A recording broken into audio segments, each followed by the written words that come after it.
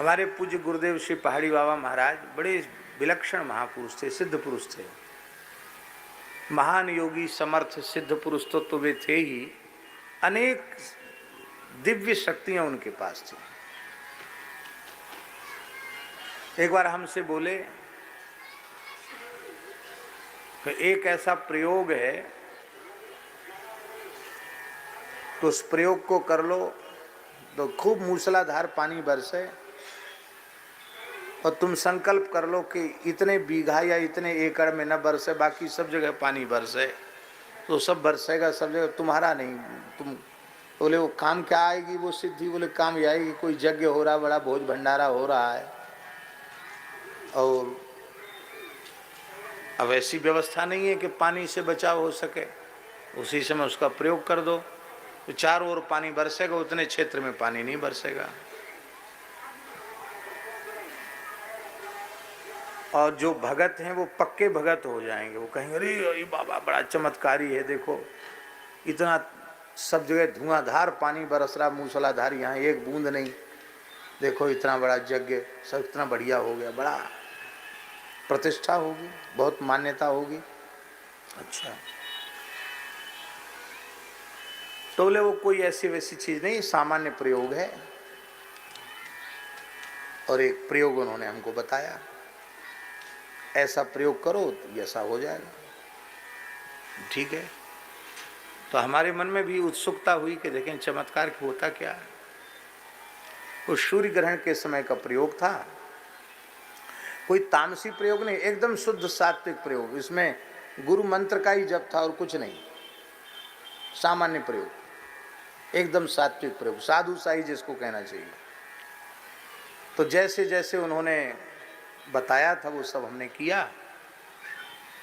और उसके बाद एक दिन वो बैठे थे धूना पर, और हम जाके साष्टांग किए, तो बस मेरी तरफ देखा और देखते ही बोलना शुरू कर दिया उन्होंने, इंद्री द्वार झरोखे नाना, तांता सुर बैठे कृथाना, आवत देखें विषय बिहारी, तुरत ही दही कपाट उघारी, रिद्ध सिद्ध बहु प्रेरे भाई, बुद्धि लोभ दिखावे आई, होई बुद्ध जो परम स्यानी, तिन तिन चितैन अनत जानी। भगवान की प्राप्ति में विशुद्ध ज्ञान और भक्ति की प्राप्ति में सिद्धियां बाधक हैं। क्या होगा? प्रतिष्ठा सूक्री विष्ठा, बेकार बेकार। इस सिद्धियों के चक्कर में पड़े हुए लोग नरकों में जाते हैं। आग रोक दिया, पानी रोक दिया, उससे क्या फायदा हो गया? 10-20 हजार आदमी आ गया, कुछ पैसा चढ़ गया, उससे क्या फायदा हो गया? हम मन में सोचे लगे कि अभी तो 2-4 दिन पहले तो एकांत में बड़ी उन्होंने प्रयोग बताया, और अब ये नरक जाने वाली बात कह रहे हैं। अभी प्रयोग तो हमने किया ही नहीं। तो प्रयोग की एक वस्तु थी, कुछ नहीं, मिट्टी ही थी वो। तो उस प्रयोग की उस वस्तु को हम उठे वहाँ से थोड़ी देर बाद, और उसको हम जमुना जी में ही पधराया है। हमने कह लो सिद्धि देवी, हमने प्रयोग तो किया नहीं, पर लो तुदीयम वस्तु गोविंद तुभ्यमेव समर्पये। अब किसी से कुछ कहा नहीं हमने। दूसरे दिन फिर आके बैठे, शाम को बैठते थे थोड़ी देर उनके पास, तो हमारी तरफ देखते ही बोले वाह बहुत अच्छा हुआ, रिद्धि सिद्धि के चक्कर में नहीं पड़ना चाहिए, फेंक आए जमुना जी में। मैंने कहा हाँ, वाह बहुत अच्छा किया, बहुत अच्छा किया, बहुत अच्छा किया, वाह हम तो परीक्षा ले रहे थे तुम्हारी। ऐसे त्रिकालदर्शी महात्मा कहने की, पूछने की, बताने की जरूरत नहीं।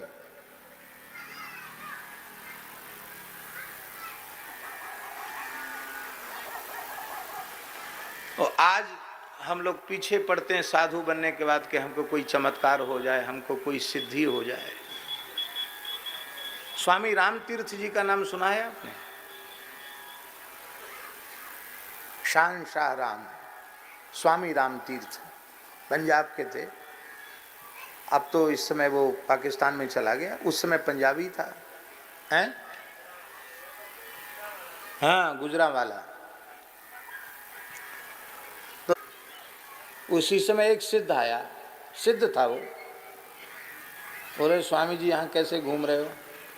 बोले हमको पल्ली पार जाना है, नौका के प्रतीक्षा में है, नौका आएगी तब जाएंगे इसमें बैठ के। अरे बोले किस बात के महात्मा हो, कपड़ा रंगा लिया, पहन लिया कपड़ा। अरे महात्मा तो उसको कहते हैं, अग्नि जल पवन सब पर अधिकार हो, उसको महात्मा कहते हैं।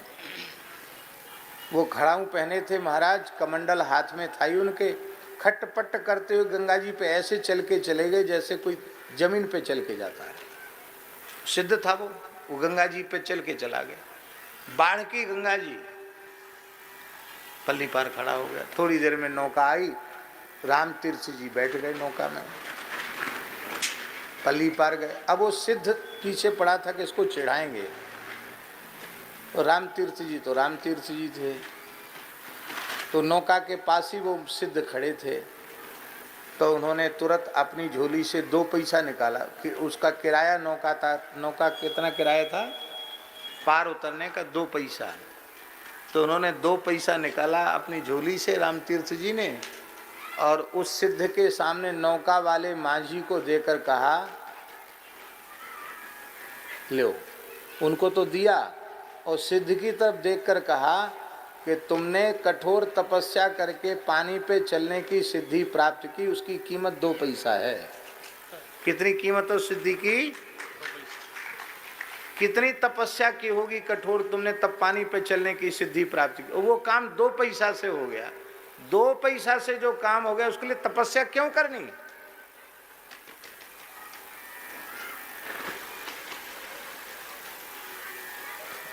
समय आने पर महापुरुष कई बार दुष्ट के चित्त में परिवर्तन करने के लिए कभी भगवान की इच्छा से प्रयोग भी कर देते हैं, लेकिन सही बात यह है कि महात्मा तो महात्मा होते हैं।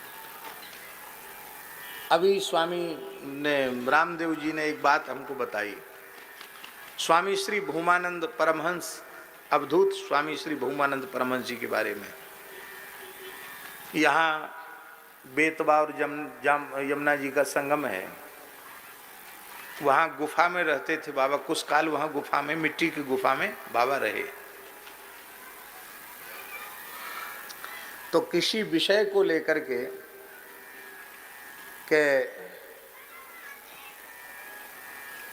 अवधूत स्वामी बहुमानंद जी से इस विषय पर हम लोग प्रश्नोत्तर करेंगे, शास्त्र कुछ चर्चा करेंगे। इस भाव से परम पूज्य श्री रोटी राम बाबा सिद्ध पुरुष और श्री परशुराम जी महाराज, वो भी इसी क्षेत्र के महापुरुष थे। ये दोनों महापुरुष गए जिस गुफा में बाबा श्री पूज्य स्वामी श्री भूमानंद जी महाराज विराजते थे, गए और जाकर खूब आवाज लगाई। और भूमानंद जी समझ गए कि ये लोग जो है प्रश्नोत्तर करने आए हैं, तो कुछ बोले ही नहीं। थे गुफा में, बोले ही नहीं, कुछ नहीं बोले। दोनों का बोले नहीं, इसका मतलब क्या गुफा में नहीं है? पहले तो लगता था कि गुफा में है, दिखाई पड़ रहे थे गुफा में है, अब कहाँ चले गए गुफा में नहीं? तो भीतर घुस के देखा तो भी गुफा में नहीं मिले। भीतर घुस के देखा तो भी गुफा में नहीं मिले बहुमानंद जी महाराज। तो बाहर आके बैठ गए, बोले कहीं इधर उधर होंगे तो घूम फिर के आवेंगे। बहुत देर हो गई तो बोले अब चलो। तो जैसे ही जाने को तैयार हुए, सोई वो गुफा के भीतर से निकले आए। उनको बड़ा भारी आश्चर्य हुआ कि गुफा के भीतर जाके तो देख लिया, तो वहाँ तो थे ही नहीं, और गुफा से कैसे निकले आए? तो हंसते हुए बहुमानंद जी ने कहा, महात्माओं दंडोत प्रणाम, बात ये है कि हम आपसे बातचीत नहीं करना चाहते। क्यों? बोले हमको पता था कि आप तर्क वितर्क करने आओ, हम तो बिना पढ़े लिखे क्या आपसे तर्क वितर्क, आप विद्वान पुरुष हो, आपसे क्या हम शास्त्रार्थ करते, इसलिए हम आपसे नहीं मिले। कोई बढ़िया बात की चर्चा करना हो तो आओ, विराजो, बैठो। तो दोनों महात्मा हंसने लगे, बोले नहीं हो गई, बात हो गई। वो अपने रास्ते गए, बाबा पुनः अपनी गुफा में चले गए। अब ये क्या है? उन्हें किसी से मान्यता लेनी है क्या? पर संत की इच्छा हुई कि हम न मिलें, तो गुफा में घुसने के बाद भी वो नहीं दिखाई पड़े।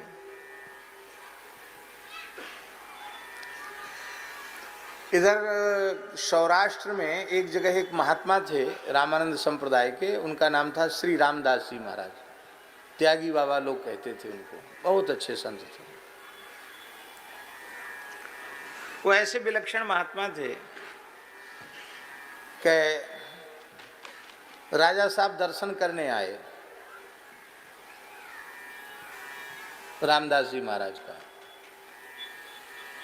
उन्होंने कहा राजा आएगा फिर तो लोग कहेंगे कि राजा साहब आए तो तमाम जनता आएगी, भीड़ आएगी यहाँ। तो बाबा जी जिस आसन पर बैठ के भजन कर रहे थे उसी आसन पर बब्बर शेर बन के बैठ गए, बब्बर शेर। और जैसे ही राजा आए, उनके साथ सेवक एवक थे, निकट जैसे आए, हा करके उन्होंने दहाड़ मारी, पूरा जंगल कांप गया। और राजा के साथ कर्मचारी भागे वहां से। उस जमाने में घोर जंगल तो था ही, चले गए। जब दूर जा गए तो क्या देखा, वहां शेर वेर कोई नहीं, बाबा जी बैठे, लेकिन राजा आया नहीं, वापस चला गया।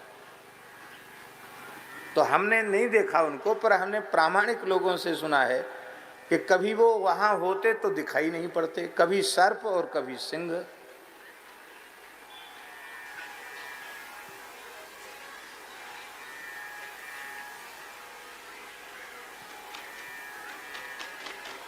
हम भी उनके स्थान पर एक बार गए। संत तो पधारे हुए उनको हो गए कम से कम 80 वर्ष हो गया होगा उन संत को भगवत धाम गए हुए। हम उनके स्थान पे गए। काला नाग, इतना बड़ा फण उसका, यहां से लेके वहां तक लंबा। तो शायद त्यागी जी थे साथ में कि नहीं थे। और हम लोग अपना कमंडल अचला लंगोटी जहां रखे थे वहीं वो महाराज एक कुंडली मार की हो। अब किसकी हिम्मत है अचला लंगोटी उठाने की? है किसी की हिम्मत? सब तो दूर खड़े हो गए। हमको कोई डर नहीं लगा, हम बड़े बिना डर भय के उसके निकट गए। वहीं बिल्कुल ऐसे कुंडली मार के बैठे वो, वहीं हमारे सब कपड़ा चला लंगोटी रखे। हमने हाथ जोड़ के कहा, प्रभु आपने दर्शन देकर बड़ी कृपा की। अब सब साधु घबरा रहे हैं, डर रहे हैं, आप अब कृपा करके पधारो, जिससे सब अपना अचला लंगोटी आसन बासन उठा सकें यहाँ से। वह इतना सुनते ही जैसे कोई मनुष्य भाषा समझता है, ऐसे सुनते ही ऐसे कर चले, दिखाई नहीं पड़े। हमने गांव के लोगों से कहा, उन्हें कहा बोले बाबा रामदास जी का दर्शन तो नहीं होगा। भगवान जाने रामदास जी थे कि कौन थे। बोले सिद्धों के दर्शन इसी तरह से होते हैं, भगवान जाने कौन थे। लेकिन ये मैंने आंखों से देखा कि जैसे ही मैंने कहा कि प्रभु आप कृपा करके पधारिए, तो पधार गए, चले गए, पता ही नहीं चला कहाँ चले गए।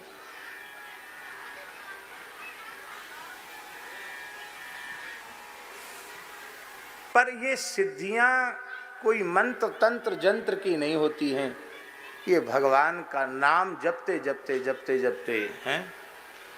साधक नाम जपहि लय लाए, होहि सिद्ध अणिमादिक पाए।